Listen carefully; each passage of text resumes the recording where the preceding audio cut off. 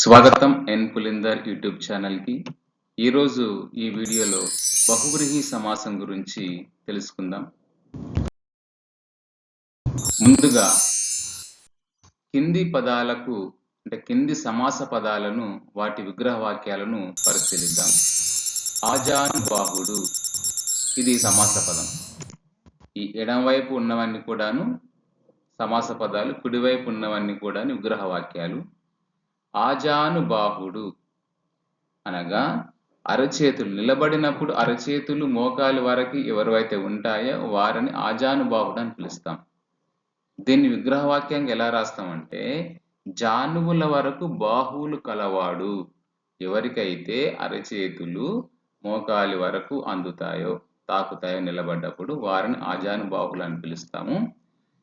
ఆజానుబాహుడు అనే సమాస పదానికి విగ్రహ వాక్యం ఏమని రాస్తాము? జానువుల వరకు బాహువులు కలవాడు అని రాస్తాం. ఇక ముక్కంటి అనే సమాస పదం ఉంది. ఈ ముక్కంటి అనే సమాస పదానికి విగ్రహ వాక్యం ఏమని రాస్తాము? 3 కన్నులు కలవాడు అని రాస్తాము. అంటే 3 కన్నులు ఎవరైతే కలిగి ఉంటారో వారిని ముక్కంటి అని పిలుస్తాము. ఆ ముక్కంటి అనే సమాస పదానికి విగ్రహ వాక్యం 3 కన్నులు కలవాడుగా రాస్తాము. గరుడ వాహనుడు మూడవ సమాస పదం గరుడ వాహనుడు. ఈ గరుడ వాహనుడు అనే సమాస పదానికి విగ్రహ వాక్యము గరుడు వాహనముగా కలవాడు. గరుడ వాహనుడు అనే సమాస పదానికి విగ్రహ వాక్యము గరుడు వాహనముగా కలవాడు. ఎవరైతే గరుడుని వాహనముగా కలిగి ఉంటారో వారిని గరుడు వాహనముగా కలవాడుగా పిలుస్తాం. ఇక 4వది చతుర్ముఖుడు అనగా ఈ చతుర్ముఖుడు అనే సమాస పదానికి విగ్రహ వాక్యం ఏమని రాస్తాము? 4 ముఖాలు కలవాడు. చతుర్ముఖుడు అనేటువంటి సమాస పదానికి విగ్రహ వాక్యం ఏమని రాస్తాము? 4 ముఖాలు కలవాడుగా రాస్తాం. అంటే ఎవరైతే 4 ముఖాలను కలిగి ఉంటారో వారిని మనము చతుర్ముఖుడు అని పిలుస్తాం. ఇక పద్మాక్షి, పద్మము వంటి కన్నులు కలది. ఎవరైతే పద్మాల వంటి అందమైన కన్నులను కలిగి ఉంటారో వారిని పద్మాక్షి అని పిలుస్తాం. ఈ పద్మాక్షి అనే పదానికి విగ్రహవాక్యం ఏమని రాస్తాము? పద్మము వంటి కన్నులు కలది. దీంట్లో మనం పరిశీలిస్తే, ఇంకా లోతుగా పరిశీలిస్తే, పదానికి రెండవ పదానికి ప్రాధాన్యము లేదు. పై పదాలలో మొదటి పదానికి గాని రెండవ పదానికి గాని ప్రాధాన్యం లేదు. 2 పదాలు మరో పదం యొక్క అర్థాన్ని స్ఫురింపజేస్తున్నాయి. ఇలా మరో పదం యొక్క అర్థానికి ప్రాధాన్యం ఉన్న సమాసాన్ని బహువ్రీహి సమాసం అంటారు. ఇక్కడ ఉదాహరణ ద్వారా చూద్దాం. చక్రపాణి అనేటువంటి సమాస పదాన్ని తీసుకుందాం. ఈ చక్రపాణి అనే సమాస పదంలో చక్రము అనే పదానికి ప్రాధాన్యం లేదు. అలాగే పాని అంటే చేయి, ఈ పాని అనే పదానికి కూడా ప్రాధాన్యం లేదు. చక్రము పానీయందు కలిగిన వారికి ప్రాధాన్యం ఉన్నది. అంటే చక్రాన్ని ఎవరైతే పానీయందు అంటే చేతి యందు కలిగి ఉంటారో వారికి మాత్రమే ప్రాధాన్యం ఉన్నది. ఇట్లా సమాసంలో పదాల ద్వారా వచ్చే మరో పదం యొక్క అర్థానికి ప్రాధాన్యం ఉంటుంది. ఇక్కడ సమాస పదంలో పదాలు ఉంటాయి కదా, ఆ పదాల ద్వారా వచ్చే మరో పదానికి యొక్క అర్థానికి ప్రాధాన్యం ఉంటుంది. కాబట్టి ఇది బహువ్రీహి సమాసం అవుతుంది. మరోసారి మనకు బహువ్రీహి సమాసంలో ఈ బహువ్రీహి సమాస పదంలో ఉన్నటువంటి ఆ పదాలకు ప్రాధాన్యము లేకుండా ఆ 2 పదాల ద్వారా అంటే ఆ సమాసంలో ఉన్నటువంటి పదాల ద్వారా వచ్చే మరో పదం యొక్క అర్థానికి మాత్రమే ప్రాధాన్యం ఉంటుంది. కాబట్టి ఇది బహువ్రీహి సమాసం ఉంటుంది. కాబట్టి దీన్ని ఇలా గుర్తుంచుకోవచ్చు. మనకు సమాస పదానికి ప్రాధాన్యం ఉండదు. ఆ సమాస పదాల వల్ల వచ్చేటువంటి మరొక అర్థానికి ప్రాధాన్యం ఉంటుంది. అలా ఆ సమాస పదానికి కాకుండా సమాసంలో పదాల ద్వారా వచ్చే మరో పదం యొక్క అర్థంకి ప్రాధాన్యత ఉంటుందో దాన్ని బహువ్రీహి సమాసం అని గుర్తించాలి. ఉదాహరణ ద్వారా మనం చెప్పుకున్నాం. ఇక్కడ చక్రపాణి, చక్రాన్ని చేతి యందు ఎవరు ధరిస్తారు? శ్రీ మహావిష్ణువు. ఇక్కడ చక్రానికి ప్రాధాన్యత లేదు, పాని అంటే చేతికి ఇక్కడ ప్రాధాన్యత లేదు. ఈ చక్రాన్ని చేతి యందు ఎవరు ధరించారు? శ్రీ మహావిష్ణువు. అంటే ఈ 2 అంటే చక్రము అనేటువంటి పదము, పాని అనేటువంటి పదము. ఈ 2 పదాల ద్వారా ప్రాధాన్యత ఎవరికి కలిగింది? శ్రీ మహావిష్ణువు. కాబట్టి ఈయన మూడో వ్యక్తి ఇక్కడ. చక్రము కాదు, పాని కాదు. అన్య పదార్థంగా వచ్చాడు. వేరే వారికి ప్రాధాన్యత కలిగిస్తుంది ఈ 2 కలిసి. కాబట్టి చక్రాన్ని పానిను ధరించినవాడు శ్రీ మహావిష్ణువు. ఇక్కడ చక్రానికి పానికి ప్రాధాన్యత లేదు. చక్రాన్ని చేతి యందు ఎవరైతే ధరిస్తారో వారికి ప్రాధాన్యత ఉంది. ఆయన ఎవరు? శ్రీ మహావిష్ణువు. కాబట్టి ఇక్కడ అన్య పదార్థంగా మనము అన్య ప్రధానంగా చెప్తున్నాం కాబట్టి ఇది బహువ్రీహి సమాసం అవుతుంది. ఓకేనా? కాబట్టి బహువ్రీహి సమాసాన్ని అన్న పదార్థ ప్రాధాన్యము కలిగి ఉన్నదాన్ని బహువ్రీహి సమాసం అంటాం. అన్య పదార్థం అంటే ఏమిటి?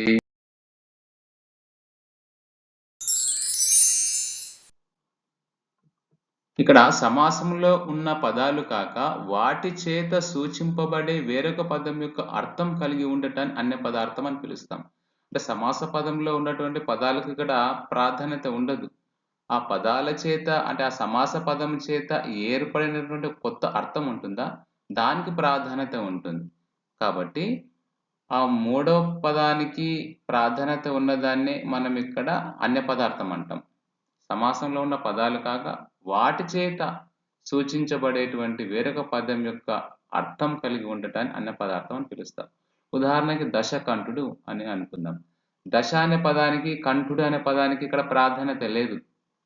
దశకంఠుడు అనే సమాస పదానికి విగ్రహవాక్యం ఏమని రాస్తాము? 10 తలలు కలవాడు అని రాస్తాం విగ్రహవాక్యం. ఇక్కడ దశ అనే పదానికి, కంఠుడు అనే పదానికి ప్రాధాన్యత లేదు. దశ అనే పదము, కంఠుడు అనే పదం, ఈ 2 పదాల వల్ల ఒక కొత్త అర్థం వచ్చి చేరింది. ఎవరు? ఏంటది? 10 తలలు కలవాడు. ఎవరు అతను? రావణాసురుడు. అంటే ఇక్కడ దశకు, కంఠుడికి ప్రాధాన్యత లేదు. రావణాసురుడికి ప్రాధాన్యత ఏర్పడింది.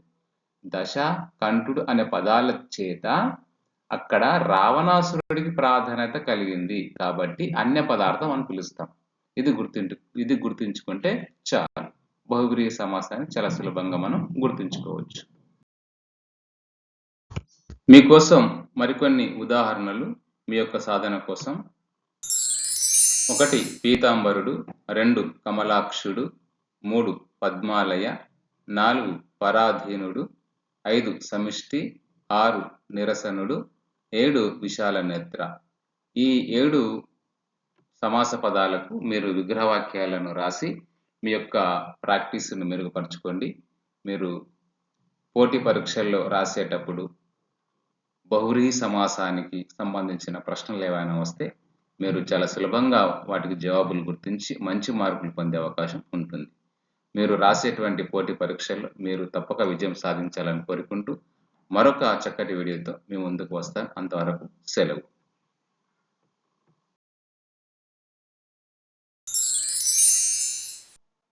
జవాబులు. సమాస పదాలకు విగ్రహవాక్యాలు, సమాధానాలు మిమ్మల్ని రాయమని చెప్పాను. అయినా నేనే మీకు జవాబులు చూపిస్తున్నాను మీ సమయాన్ని ఆదా చేయటం కోసం. ఇక్కడ పీతాంబరుడు అనేటువంటి సమాస పదానికి విగ్రహవాక్యము పసుపు రంగు వస్త్రము ధరించిన వాడు. ఇక్కడ పీత అనగా పసుపు రంగు అని అర్థం. అంబరము అంటే వస్త్రం. కాబట్టి పసుపు రంగు వస్త్రం ధరించిన వాడు అని అర్థమవుతుంది. ఇక్కడ పీతకు తర్వాత అంబరానికి ప్రాధాన్యత లేదు. పీతాంబరం ఎవరైతే ధరించారో వారికి మాత్రమే ప్రాధాన్యత ఉంది. కాబట్టి ఇది బహువ్రీహి సమాసము అవుతుంది. పీతాంబరాన్ని ధరించిన వాడు ఎవరు అంటే శ్రీ మహావిష్ణువు అని అర్థం. ఇక్కడ శ్రీ మహావిష్ణువును సూచిస్తుంది. పీతకు ఇక్కడ అంబరానికి ప్రాధాన్యత లేదు. ఎవరికి ప్రాధాన్యత ఉంది? పసుపు రంగు వస్త్రాన్ని ధరించినటువంటి శ్రీ మహావిష్ణువు ప్రాధాన్యత ఉంది. కాబట్టి ఇది బహువ్రీహి సమాసం. అలాగే మరొక సమాస పదము కమలాక్షుడు అనగా కమలముల వంటి కన్నులు కలవాడు. కమలముల వంటి కన్నులు కలవాడు. ఇక్కడ కమలాలకు ప్రాధాన్యత లేదు. అక్షుడు అంటే అక్షువులకు ఇక్కడ ప్రాధాన్యత లేదు. కమలముల వంటి కన్నులు ఎవరైతే కలిగి ఉన్నారో వారికి మాత్రమే ఇక్కడ ప్రాధాన్యత ఉన్నది. అంటే అన్య పదార్థ ప్రాధాన్యం కలిగి ఉంది కాబట్టి ఇది కూడా బహువ్రీహి సమాసము. ఇక పద్మాలయ. పద్మాలయ అంటే ఇక్కడ ఏంటి? పద్మానికి ప్రాధాన్యత లేదు, ఆలయానికి ప్రాధాన్యత లేదు. ఇక్కడ మరి ఎవరికి? లక్ష్మీదేవికి ఇక్కడ ప్రాధాన్యత ఉంది. లక్ష్మీదేవి ఎలా అవుతుంది అంటే పద్మాలయ అనే సమాస పదానికి విగ్రహ వాక్యము పద్మమును నిలయంగా కలది. పద్మమును నిలయంగా కలది ఎవరు? శ్రీ మహాలక్ష్మి. కాబట్టి ఇక్కడ పద్మకు ఆలయానికి ప్రాధాన్యత లేదు. పద్మమును నిలయంగా ఎవరైతే కలిగి ఉన్నారో వారికే ప్రాధాన్యత ఉంది. శ్రీ మహాలక్ష్మి ప్రాధాన్యత ఉంది. కాబట్టి ఇది బహువ్రీహి సమాసము. ఇక పరాధీనుడు అనేటువంటి సమాస పదానికి విగ్రహవాక్యం పరమునకు ఆధీనము అయినవాడు. అంటే ఇతరులకు ఆధీనము అయినవాడు అని అర్థం. ఇతరులకు ఆధీనము అయినవాడు అని ఇక్కడ అర్థం వస్తుందన్నమాట. ఇతరులకు ఆధీనం ఎవరవుతారు? భగవంతుడే అవుతాడు. కాబట్టి ఇక్కడ పరాధీనుడు అనే సమాస పదానికి విగ్రహవాక్యము పరమునకు ఆధీనం అయినవాడు. కాబట్టి ఇది కూడా బహువ్రీహి సమాసం. అలాగే సమిష్టి అనేటువంటి సమాస పదానికి ఉదాహరణ అది విగ్రహవాక్యం ఏమిటి? ఒక చోట చేరినది. సమిష్టి అనేటువంటి సమాస పదానికి విగ్రహవాక్యం ఒక చోట చేరినది. ఇది కూడా బహువ్రీహి సమాసం. అలాగే నిరశనుడు. నిరశనుడు అనేటువంటి సమాస పదానికి విగ్రహవాక్యము అన్నము లేనివాడు. నిరశనుడు అనేటువంటి సమాస పదానికి విగ్రహవాక్యము అన్నము లేనివాడు అని అర్థం వస్తుంది. ఇక విశాల నేత్ర. విశాల నేత్ర అనే సమాస పదానికి విగ్రహవాక్యం విశాలములైన నేత్రములు కలది. విశాల నేత్ర అనేటువంటి సమాస పదానికి విగ్రహవాక్యం ఏమని రాస్తాము? విశాలములైన నేత్రములు కలది. ఇక్కడ కూడాను విశాలానికి ప్రాధాన్యత లేదు, నేత్రానికి ప్రాధాన్యత లేదు. ఈ రెండు పదాల చేత ఏర్పడినటువంటి అర్థానికి ప్రాధాన్యత ఉంది కాబట్టి ఇది కూడా బహువ్రీహి సమాసం అవుతుంది. కాబట్టి మీరు చాలా జాగ్రత్తగా సమాస పదాలను సాధన చేసి సమాస పదాలపై పట్టు సాధించి మీరు రాసేటువంటి పోటీ పరీక్షల్లో సరైన సమాధానాన్ని గుర్తించి మంచి మార్కులు సాధించి మొదటి స్థానంలో నిలవాలని కోరుకుంటూ మీ అందరికీ విజయం కలగాలని ఆశిస్తూ మరొక చక్కటి వీడియోతో మళ్ళీ కలుస్తాను. అంతవరకు సెలవు.